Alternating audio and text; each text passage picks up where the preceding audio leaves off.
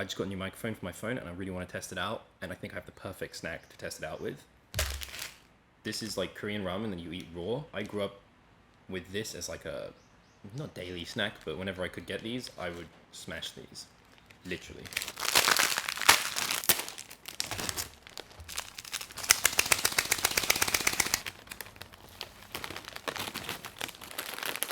Close it up.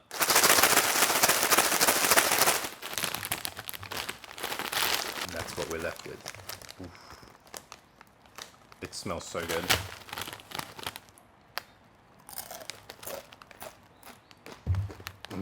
This is even better than the original, which is called busha busha.